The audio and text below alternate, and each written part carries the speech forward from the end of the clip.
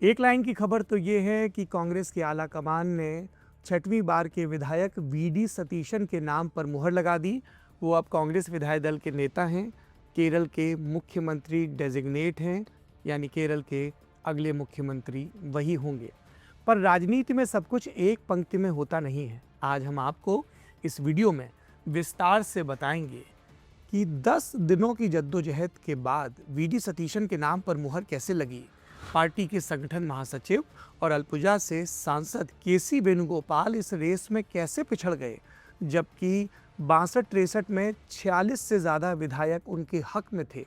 5 सुनहरी बाग रोड के मकान में राहुल गांधी से जब केसी वेणुगोपाल की आज सुबह मुलाकात हुई तो उनकी आखिरी दलील क्या थी? ज्योतिरादित्य सिंधिया, कमलनाथ और दिग्विजय सिंह का जिक्र क्यों आया?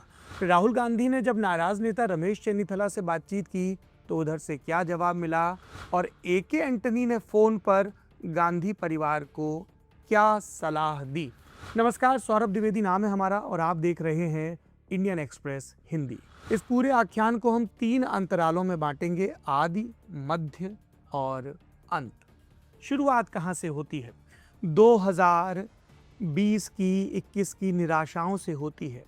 पूरे देश में कांग्रेस पार्टी बुरी तरह चुनाव हारी थी, लेकिन एक प्रदेश था जहां पर अब भी उसकी सांसें दुरुस्त चल रही थी। ये प्रदेश था केरल का प्रदेश, जहां पर 2014 में 12 सीटें जीती थी और उसके बाद भी प्रदर्शन खराब नहीं रहा था 2019 में। ऐसे में पार्टी को लग रहा था कि परंपराओं का पालन होगा, 2021 में लेफ्ट के नेतृत्व वाली सरकार हट जाएगी और यूडीएफ, यूनाइटेड डेमोक्रेटिक फ्रंट, सत्ता में आ जाएगी। सबसे ज़्यादा इस बात का इंतजार कर रहे थे कांग्रेस के विधायक, पूर्व गृह मंत्री रमेश चन्नीथला, जो 5 बरस तक पिनरई विजयन सरकार के मुकाबले नेता प्रतिपक्ष थे। पर ऐसा हुआ नहीं। कांग्रेस बुरी तरह लगातार दूसरा विधानसभा चुनाव हार गई। अब 5 बरस का और इंतजार था। इस बीच 2024 में लोकसभा चुनाव हुए और यूडीएफ केरल की 20 में से 18 सीटें जीत कर आई। ये विजयन के लिए एक बड़ा झटका था, जो अपने मुख्यमंत्रित्व काल के 8वें 9वें बरस में थे। 2025 में लोकल बॉडी के इलेक्शन हुए तो यहाँ भी कांग्रेस के नेतृत्व वाले यूडीएफ ने बड़ी जीत हासिल की। इस जीत के बाद 3 नेता थे जो केरल के मुख्यमंत्री की कुर्सी पर एक तक नज़र लगाए हुए थे। पहले रमेश चन्नीथला 28 बरस की उम्र में मंत्री बन गए, 4 बार सांसद रहे, छात्र राजनीति के जरिए कांग्रेस में मजबूत हुए, यूथ कांग्रेस के राष्ट्रीय अध्यक्ष भी रहे, कई सरकारों में मंत्री, ओमन चैंडी की सरकार में गृह मंत्री भी। उन्हें लग रहा था 71 की उम्र में वरिष्ठता का मेरा दावा सबसे ज़्यादा मजबूत होगा। पार्टी ने उनकी वरिष्ठता को ध्यान में रखते हुए 2026 के विधानसभा चुनाव में उन्हें कैंपेन कमेटी का मुखिया भी बनाया था। दूसरे दावेदार थे आला कमान के प्रिय, हिंदी के मुहावरे में कहूँ तो गांधी परिवार के नाक के बाल बने हुए केसी वेणुगोपाल। 28 बरस की उम्र में कासरगोड से 1991 में पहली बार लोकसभा का चुनाव लड़े, खेत रहे। उन दिनों वो केरल के कद्दावर नेता और मुख्यमंत्री के करुणाकरन के खेमे में माने जाते थे। 1996 से उन्होंने विधानसभा चुनाव लड़ना शुरू किया अल्पुजा की सीट से और 2006 तक यानी लगातार 3 विधानसभा चुनाव में जीत हासिल की। ओमन चैंडी की सरकार में कुछ वक्त तक मंत्री भी रहे। केसी वेणुगोपाल के बारे में कहा जाता है कि उन्हें अपने राजनीतिक आका चुनने और उनके हिसाब से पाला बदलने में महारत हासिल है। कभी करुणाकरन के खास हुआ करते थे, फिर करुणाकरन का सूर्य अस्त हुआ, एके एंटनी मजबूत हुए तो केसी वेणुगोपाल ने जिस कथानायक का कुछ देर पहले जिक्र हुआ, उन रमेश चन्नीथला का हाथ थाम लिया। चन्नीथला उन दिनों केरल की कांग्रेस में तीसरे मोर्चे की अगुवाई किया करते थे। चन्नीथला का ये चेला जब दिल्ली पहुंचा, धीमे गांधी परिवार में अपनी मजबूती बनाई और इसकी पटकथा लिखी गई 2009 के लोकसभा चुनाव में, जब वो लोकसभा चुनाव जीतकर आए। 2014 में पार्टी के केरल से 12 सांसद थे। कांग्रेस अपने सबसे कमजोर स्तर पर थी। ऐसे में केरल के सांसदों को तरजीह देना आलाकमान के लिए लाजमी था और तब केसी वेणुगोपाल को पहली बार एक बड़ी जिम्मेदारी मिली, पार्टी में चीफ व्हिप की। हालांकि उससे पहले यूपीए 2 के दौरान भी वो कुछ वक्त के लिए राज्य मंत्री रहे थे। यहाँ से केसी वेणुगोपाल पार्टी के शीर्ष नेतृत्व के करीब आना शुरू हो गए और इस पर आखिरी बड़ी मोहर लगी जब 2019 के उत्तरार्ध में अशोक गहलोत की जगह उन्हें पार्टी का संगठन महासचिव बनाया गया। ये कांग्रेस की दृष्टि से एक बड़ा पद था। उसके बाद केसी वेणुगोपाल राज्यसभा के रास्ते राजस्थान से दिल्ली पहुंचे, राज्यसभा के सांसद हो गए। लेकिन केसी को लग रहा था कि जब तक वो लोकसभा में राहुल गांधी के बगलगीर नहीं होंगे तब तक उनका राजनीतिक कद और बड़ा नहीं होगा। ऐसे में उन्होंने 2 बरस का अंतराल रहने के बावजूद, 2 बरस अभी बाकी थे उनकी राज्यसभा की सांसदी में, वो पद छोड़ दिया और अल्पुजा से एक बार फिर से लोकसभा का चुनाव लड़े और जीते। इस चक्कर में कांग्रेस को राज्यसभा की एक सीट का नुकसान भी हुआ, क्योंकि 2023 के उत्तरार्ध में राजस्थान में विधानसभा का अंकगणित नए चुनाव के बाद बदल चुका था। गहलोत चुनाव हार चुके थे, भजन लाल शर्मा के नेतृत्व में सरकार बन चुकी थी। ऐसे में जब वहाँ राज्यसभा के उपचुनाव हुए केसी की खाली की हुई सीट पर, तो वहाँ से भाजपा जीती।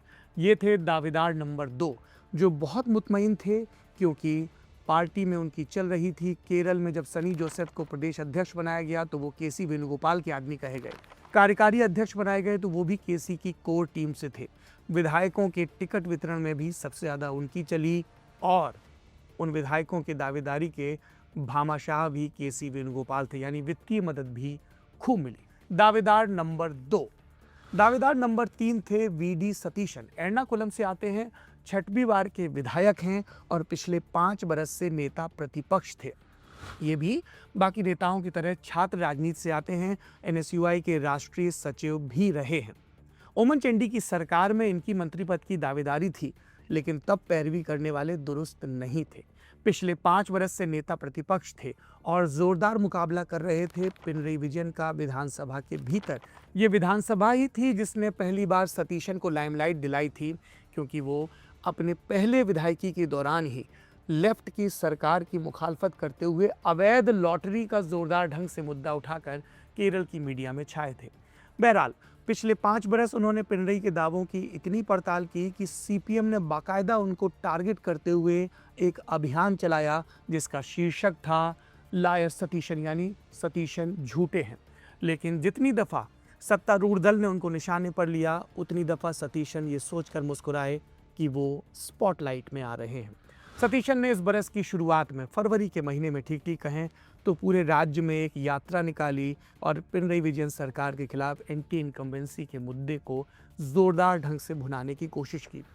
उनके दावों में एक पुख्तापन इसलिए भी था कि ये तीनों ही नेता, रमेश चेन्नीथला, केसी वेणुगोपाल और सतीशन, नैयर कम्युनिटी से आते हैं, लेकिन सतीशन वो इकलौते नेता थे कांग्रेस के शीर्ष दावेदारों में जो लगातार अपनी ही नैयर समाज समिति के नेताओं की राजनीति में दाखिले की या राजनीतिक टिप्पणियों का विरोध कर रहे थे, अपने आप को सेकुलरिज्म के चैंपियन के तौर पर प्रस्तुत कर रहे थे।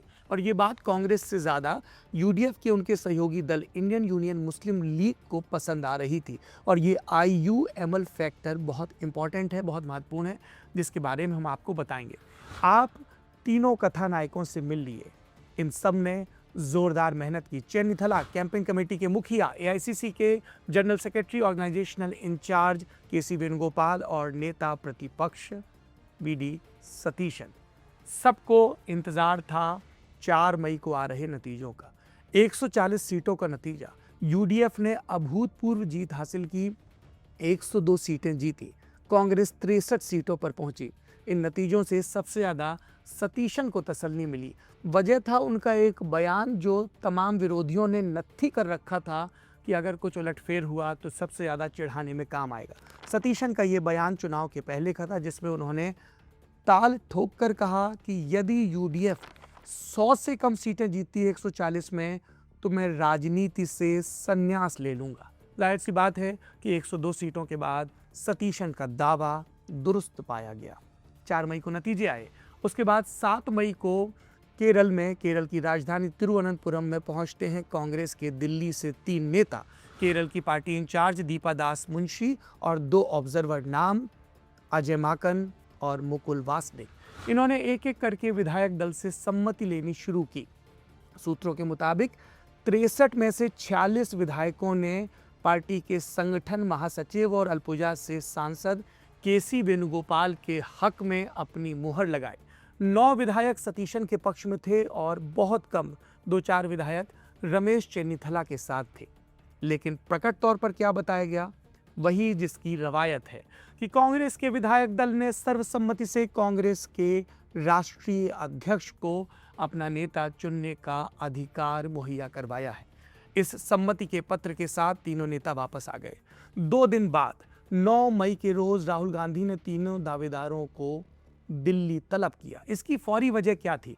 दरअसल 7 मई की विधायक दल की मीटिंग के बाद जब मीडिया में ये रपटें छपी कि ज्यादातर विधायक केसी वेणुगोपाल के पक्ष में है, तो एक स्वतः स्फूर्त विरोध प्रदर्शन शुरू हो गया।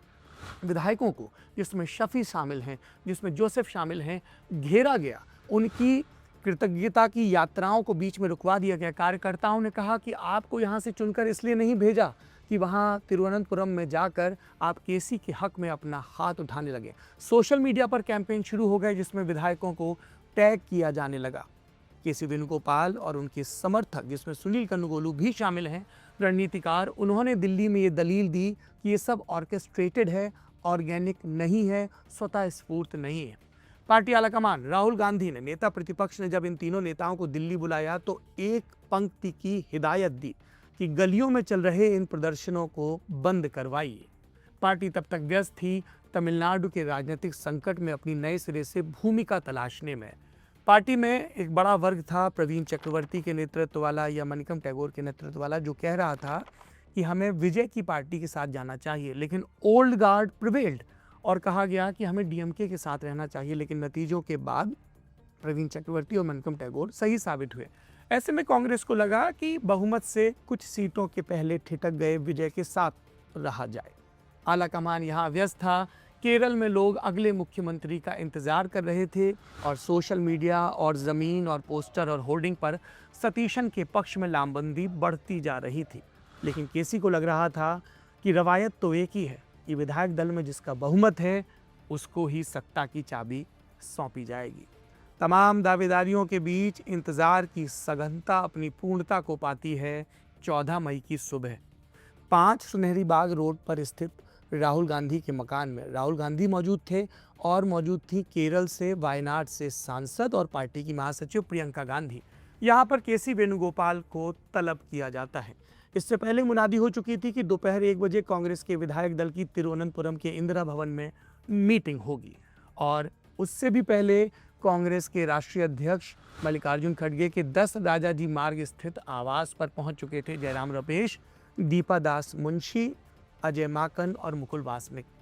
सबको इंतजार था कांग्रेस आलाकमान मीटिंग से निकलेगा, एक फाइनल नाम बताएगा जिसका ऐलान किया जाएगा दिल्ली में दीपा दास मुंशी के द्वारा, और उसके बाद वो एक विशेष विमान जो दिल्ली के एयरपोर्ट पर उनका इंतजार कर रहा था उस पर सवार होंगे, तिरुवनंतपुरम पहुंचेंगे और आगे की औपचारिकताओं की पूर्ति की जाएगी।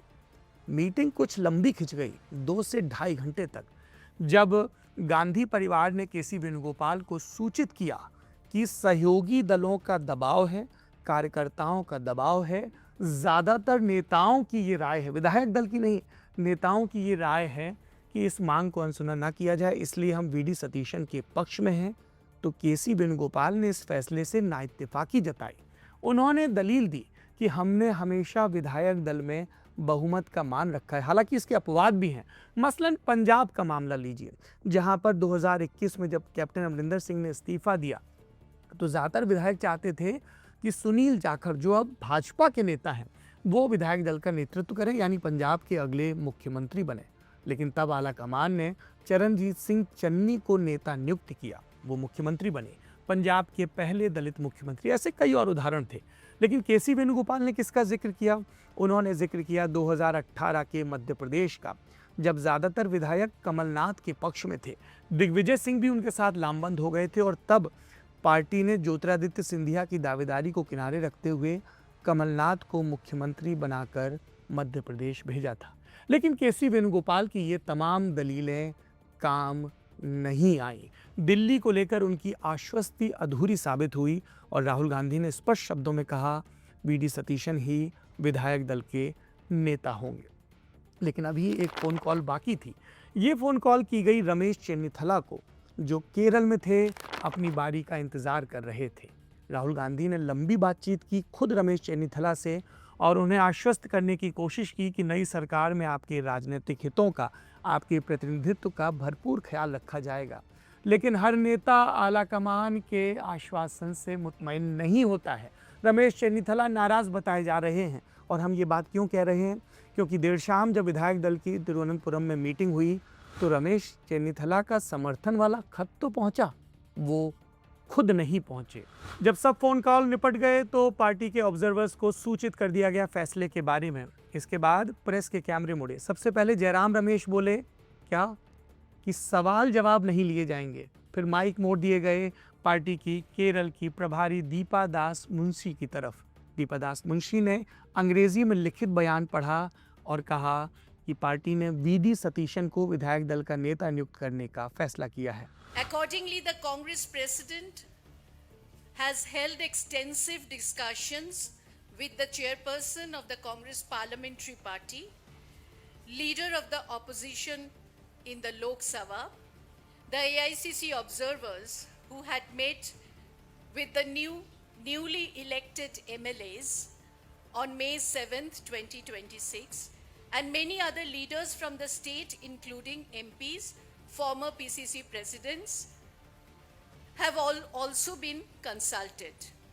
Based on all these discussions, it has been decided that Shri V.D. Satishan be appointed as the leader of the CLP. Thank you so much. ये नेता केरल की तरफ रवाना हो गए और सुर्खियां भी नए सिरे से अपने सरताज के बारे में पढ़ने को आतुर हो गई। और केसी वेणुगोपाल, उन्होंने इस मीटिंग से निकलकर प्रेस कॉन्फ्रेंस की। प्रेस कॉन्फ्रेंस नहीं की, दरअसल पत्रकार आ जुटे थे तो बुझे मन से उनको अपनी टिप्पणी दी। पहले रस्मी बातचीत की कि पार्टी का अनुशासित सिपाही हूं, जो कहा गया है करूंगा, आदि इत्यादि। लेकिन ऑपरेटिव पार्ट क्या थे? पहला पार्ट कि पार्टी ने सब सोच समझ कर ही ये फैसला लिया होगा, और दूसरा पार्ट कि जब उनसे पूछा गया कि अमूमन विधायक दल के में जिसका बहुमत होता है, जिसकी रायशुमारी में सबसे ज़्यादा बात होती है, उसको बनाया जाता है, तो उन्होंने कहा मैं इन सब सवालों का जवाब नहीं दूंगा। मैं खुद तेलंगाना, कर्नाटक, हिमाचल प्रदेश में मुख्यमंत्री चुने जाने की प्रक्रिया का हिस्सा रहा हूं। मैंने आके ऐलान किया है, पर यह मेरे गृह राज्य का मामला था, केरल का, इसलिए ऐसा नहीं हुआ। कुल मिलाकर केसी वेणुगोपाल अपने दावे को खेत होते देखते रहे।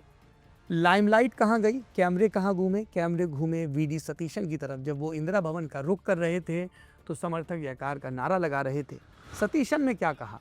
मलयालम भाषा में अपनी टिप्पणी देते हुए बोले कि ये दोनों मेरे सीनियर हैं, मेरे नेता हैं। कहा कि केसी वेणुगोपाल ने एआईसीसी की तरफ से कोऑर्डिनेशन किया, उनका बहुत समर्थन मिला, और रमेश चेन्नीथला के लिए भी इसी तरह की सदाशयतापूर्वक बातें की। और उसके बाद कहा पार्टी का सिपाही हूँ, सबको साथ लेकर सरकार चलाऊंगा। पर सतीशन के हिस्से में ये सत्ता आई कैसे? एक बड़ी वजह रही आईयूएमएल का सपोर्ट। 22 विधायक हैं उनके, और वो एक ऐसे कांग्रेसी नेता को चाहते थे जो सेकुलरिज्म का चैंपियन रहे और उसके लिए अपनी ही जाति के सामाजिक संगठनों के खिलाफ जाने से गुरेज ना करे। नटेशन समेत कई नेताओं ने जोरदार मुखालफत की थी सतीशन की, लेकिन वो बार बार कहते रहे कि मैं केरल के सेकुलर फैब्रिक को टूटने नहीं दूंगा। ये एक बड़ी वजह रही। और आईयूएमएल का सपोर्ट कांग्रेस के आला कमान के लिए महत्वपूर्ण है। जिस वायनाड की सीट से राहुल गांधी 2019 और 2024 में चुनाव जीत कर आए थे, वहाँ कांग्रेस से ज़्यादा आईयूएमएल का काडर सक्रिय था। और यही बात वायनाड के उस उपचुनाव पर भी लागू होती है जिसे प्रियंका गांधी ने जीता और लोकसभा में अपनी एंट्री सुनिश्चित की। फैक्ट नंबर 1, इसके अलावा केरल कांग्रेस जोसेफ के 7 विधायक और आरएलएसपी के जो रिवोल्यूशनरी पार्टी है उसके भी 3 विधायकों ने सतीशन के पक्ष में बात कही। दूसरा बड़ा फैक्टर रहा कि जो संगठन के लोग थे, जो कार्यकर्ता थे, उन्होंने साफ तौर पर कहा कि हमें पैराशूट मुख्यमंत्री नहीं चाहिए। ज़्यादातर विधायक तमाम ऑब्लिगेशंस के चलते भले ही केसी वेणुगोपाल के पक्ष में रहे हों, लेकिन पार्टी का काडर देख रहा था कि 5 बरस से विधानसभा के पटल पर पिनरई विजयन से लोहा कौन ले रहा है। ये दूसरा फैक्टर उनके हक में रहा। और आखिरी में 61 बरस के सतीशन, 63 बरस के केसी वेणुगोपाल और 71 बरस के रमेश चेन्नीथला के मुकाबले अपनी दावेदारी को पुख्ता कर पाए। आपसे शुरू में मैंने एके एंटनी के फ़ोन कॉल का जिक्र किया था। दरअसल 9 मई से 14 मई के बीच राहुल गांधी ने और भी नेताओं से रायशुमारी की। केरल कांग्रेस के मौजूदा अध्यक्ष, कार्यकारी अध्यक्ष, कई पूर्व अध्यक्षों और वरिष्ठ नेताओं को दिल्ली बुलाया गया।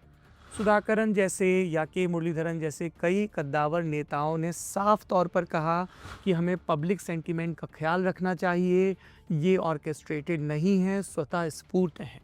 आखिरी में गांधी परिवार ने फ़ोन किया सबसे बुजुर्ग नेता ए.के. एंटनी को। ए.के. एंटनी ने साफ तौर पर चेन्नीथला, सतीशन या केसी में से किसी का नाम नहीं लिया, लेकिन एक वाक्य में अपनी बात कही, we must take care of the public sentiment. इशारा साफ था, सतीशन के पक्ष में ही हामी भरी जानी चाहिए। और इस तरह से एक लंबी कवायद के बाद, ठीक कहें तो 10-11 दिन की कवायद के बाद केरल को, उससे पहले कांग्रेस के विधायक दल को और इन बिटवीन यूडीएफ को अपना नया नेता मिल गया। इस पूरी अंतरकथा के सूत्र हमें मिले अपने 3 पॉलिटिकल रिपोर्टर्स की वजह से। तिरुवनंतपुरम से शाजू फिलिप और दिल्ली से सीजी मनोज और लिज मैथ्यू की वजह से। तीनों का ही ये गृह राज्य है, इसलिए अब हम एक एक करके इन तीनों रिपोर्टर्स के पास चलेंगे और इस पूरे पॉलिटिकल डेवलपमेंट पर उनकी टिप्पणियां सुनेंगे। देखिए, ये कांग्रेस के लिए एक 360 डिग्री टर्न है एक हफ्ते में। The Congress party in the run up to the elections had taken a policy decision कि एमपीज, लोकसभा हो या राज्यसभा हो, कि एमपीज कॉन्टेस्ट नहीं करेंगे केरला असेंबली में। तो in that case KC Venugopal, who entered the race, was effectively out of the race. पर इलेक्शन होने के बाद जब विधायक दल का मीटिंग हुआ तिरुवनंतपुरम में, केरला के कैपिटल में, मेजॉरिटी ऑफ द एमएलएज, उनको लगा कि केसी वेणुगोपाल चीफ मिनिस्टर बनना चाहिए। कांग्रेस हाईकमांड उस टाइम बोल सकते थे कि नहीं, एमपीज़ का एक पॉलिसी डिसीजन था कि एमपीज़ कॉन्टेस्ट नहीं करेंगे, तो केसी वेणुगोपाल इस रेस के पार्ट नहीं हो सकते। पर केरला में पब्लिक का एक अलग मूड होता है। द पब्लिक इमेजिनेशन में VD. Satheesan, who led the campaign, who was the leader of the opposition in the last 5 years, he was the automatic choice for the post of chief minister. तो public protest होते हैं, poster Wars होते हैं, मामला high command के पास आ जाता है। High command तीनों को दिल्ली बुला लेते हैं, वी.डी. सतीशन को, रमेश चन्नीथला को और केसी वेणुगोपाल को। तीनों अपने बात रखते हैं। इनिशियली हाईकमांड को लग रहा था कि ये जो प्रोटेस्ट और ये जो अनरेस्ट जो केरला में चल रहा है वो ऑर्केस्ट्रेटेड है, कोई करवा रहा है, इंजीनियर्ड है। But it became slowly clear that it was not orchestrated or engineered, it was organic. A large section of the people, not just in Congress, even outside the Congress, they thought they wanted Sadishan as the chief minister. Another factor was the allies, Muslim League. Muslim League could 22 MLAs hai, and they solidly backed Sadishan. See BJP जैसा एक party है, हर हार को या उसको अपना मौका बनाने के लिए कोशिश करेगा। तो हमको पता है केरला में पहली बार बीजेपी ने 3 सीटें जीता है, तो बीजेपी को ऐसे लग रही है कि उनके लिए नया मौका मिला है। लेकिन अभी जो कांग्रेस ने क्या डिसीजन किया है वी.डी. सतीशन को, वो नेचुरली उसको बहुत पॉपुलैरिटी मिलेगा, बिकॉज वी.डी. सतीशन नहीं है पॉपुलर लीडर, उसके लिए कांग्रेस को थोड़ा लिफ्ट मिलेगा। लेकिन बीजेपी अभी ऐसे ऑलरेडी उन्होंने शुरू किया है, दूसरा नैरेटिव किया है कि कांग्रेस की जो 63 है उसके ही ऊपर है IUML, इंडियन यूनियन मुस्लिम का 22 सीट है। वो लोग, उनकी जो पार्टी नेताएं, उन्होंने फेसबुक पोस्ट ऐसे सोशल मीडिया में शुरू ऑलरेडी किया है। ये इनका ये नैरेटिव होगा जो वी.डी. सतीशन एक तो एक फियर्सली सेक्युलर नेता है, तो उनको ये केरला में जो क्रिश्चियन और हिंदू लोगों के बीच में मुसलमानों के खिलाफ जो भी वो है, उनका जो उनको थोड़ा एक्सप्लॉइट करने के लिए बीजेपी अभी कोशिश करेगा। वो बीजेपी का ऐसे लगता है कि वी.डी. सतीशन जैसे वेरी फियर्सली सेक्युलर नेता उनके लिए अच्छा होगा, कि केरला की जो पॉलिटिकल सीन उनके लिए फ़ायदा में आएगा, इसलिए कि उनके जो भी डिसीजन आगे आएगा उसको वी.डी. सतीशन की जो भी डिसीजन है उसको इनकी जो क्रिश्चियन और हिंदू लोग उनको लगेगा कि मुसलमानों की IUML की इसी में आके, इनकी इन्फ्लुएंस में आके करेगा। इसलिए बीजेपी उसको ऐसे देखता है कि उसको ये भी जो अपॉर्चुनिटी है, जो मौका है, उसको अपना फेवरेबल बनाने के लिए ज़रूर कोशिश करेगा। ये थी केरल की अंतरकथा। मेरा नाम है सौरभ द्विवेदी, आप देख रहे हैं इंडियन एक्सप्रेस हिंदी।